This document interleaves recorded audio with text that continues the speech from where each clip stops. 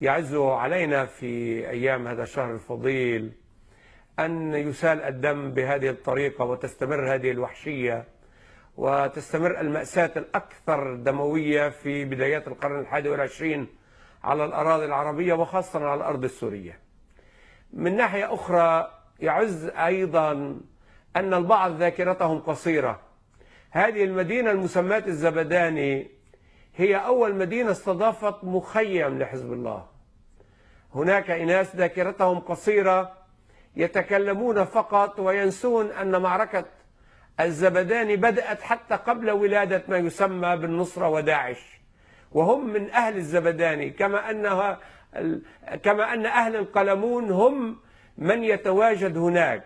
حزب الله يتصرف على الأرض السورية كقوة خارجية، له ربما أجندته الإقليمية وعذره، لكن مسألة الحدود ومسألة لبنان غير دقيقة إطلاقا، لأنه تحت عنوان الدفاع عن السيدة زينب أولا، وتحت عنوان الدفاع عن المواطنين اللبنانيين الموجودين داخل الأراضي السورية ثانيا، وصل الأمر للانخراط بالمشروع الإقليمي العام، بالمشروع الإيراني. هذه هي الحقيقة المرة.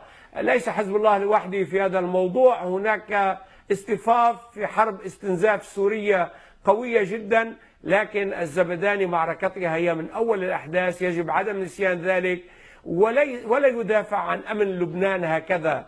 أنا برأيي هذا الخرق الذي يحصل الآن في العلاقة اللبنانية السورية سيدفع ثمنه غاليا، لأن الاهتراء والتفكك في سوريا سيطال لبنان. ومن هنا رأفة بعقول اللبنانيين والسوريين وكل العرب يتوجب التواضع. بالطبع من الأفضل وقف هذا الحمام من الدم وهذا الشلال وبدء الحل السياسي، لكن من المسؤول؟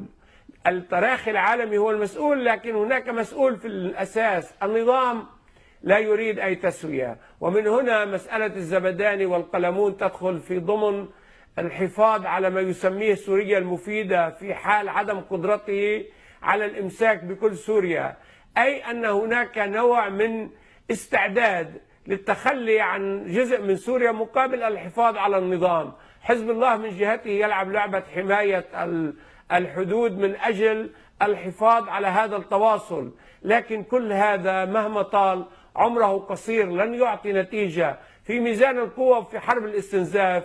حتى لم يحصل في تاريخ الحروب في العالم وفي تاريخ حركات التحرر أن حرمت قوة مسلحة من الصواريخ المضادة للطائرات إلا في الحالة السورية.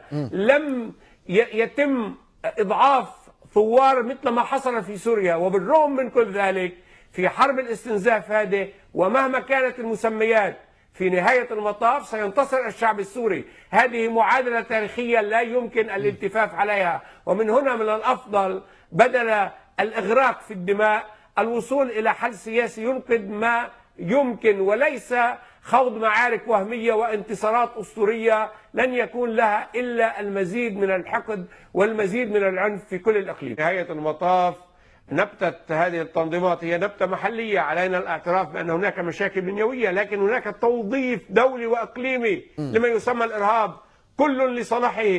هناك شركات مساهمة في هذا الموضوع. وهناك نقطة أخرى مهمة جدا، نعم. الاستبداد هو صديق الإرهاب، لأن الاستبداد يخلق الأحباط، الفقر يخلق الإرهاب. ومن هنا يتوجب مقاربة الأمور بشكل أشمل وتحمل مسؤوليات دولية وإقليمية. انعقاد مؤتمر دولي يفرض الحل، يجب أن يفرض حل وطني في سوريا، ويجب إخراج سوريا من دائرة الصراع الداخلي والخارجي، وإلا كما قلت العدوى السورية ستنتقل، وهي انتقلت إلى العراق وستنتقل إلى غيره. وهذا الأمر أصبح ملحا أكثر من أي وقت مضى.